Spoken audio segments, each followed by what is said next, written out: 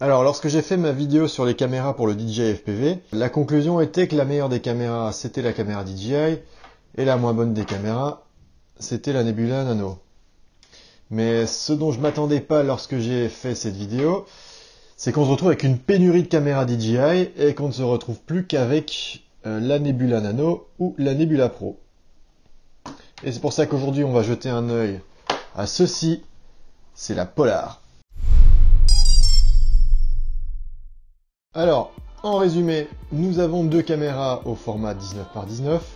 Elles font le même poids, c'est-à-dire 9 grammes contre 4,5 grammes pour la caméra Nebula Nano. La Nebula Pro dispose du mode 4 tiers, la Polar vous limitera au 16:9.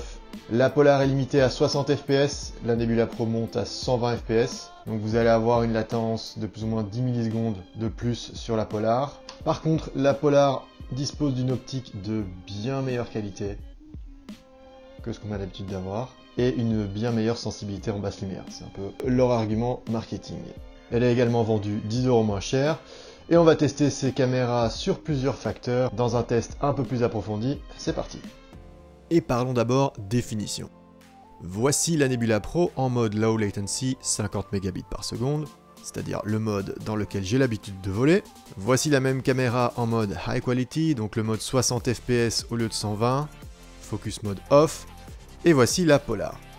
Alors moi le premier truc qui m'a frappé, c'est que le field of view est plus grand, hein. En effet on peut voir le petit bout de muret là qu'on ne voyait pas avant, la balance des blancs qui est complètement à côté de la plaque, mais globalement une meilleure qualité d'image, sans doute due à l'optique de meilleure qualité. Voici un petit comparatif side by side, et comme vous pouvez le voir, on a plus de détails sur la Polar. En parlant de white balance, vous n'avez pas accès au menu caméra depuis les lunettes, donc vous ne pourrez pas changer ce settings depuis vos lunettes. Pareil pour le mode de transmission, il est bloqué en low latency, mais on va voir dans un instant que la latence est légèrement plus importante.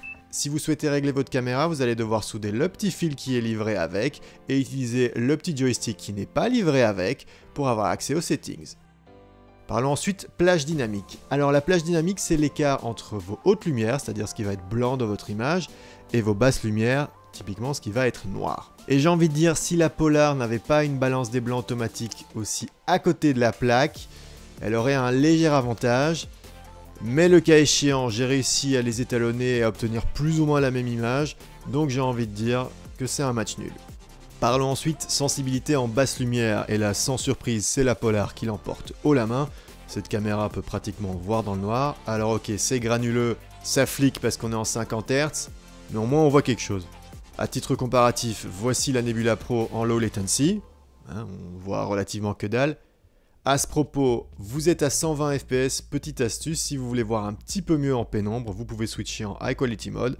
Là la caméra va passer en 60 fps, et donc un shutter 2 fois plus lent, ce qui laisse rentrer 2 fois plus de lumière. Alors ok, c'est pas terrible, mais c'est un peu mieux. A titre comparatif, voici la même chose filmée avec un iPhone à 60 fps.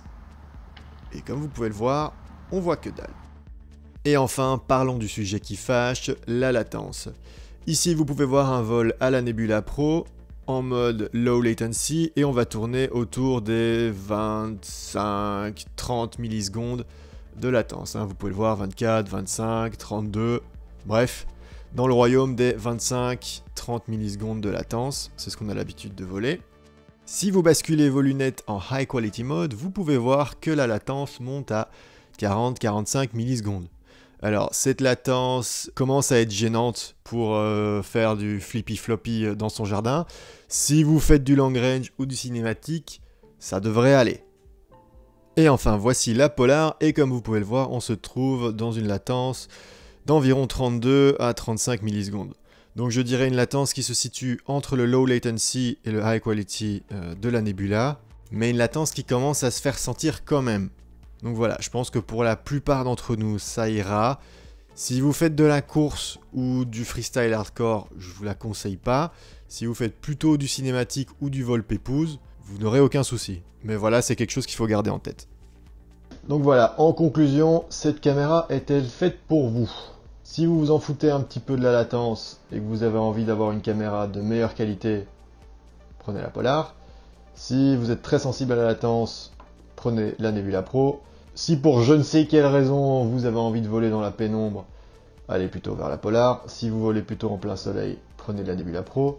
Si vous voulez économiser 10 €, prenez la Polar. Si vous vous en foutez, prenez la Nebula. Bref, tirez vos conclusions.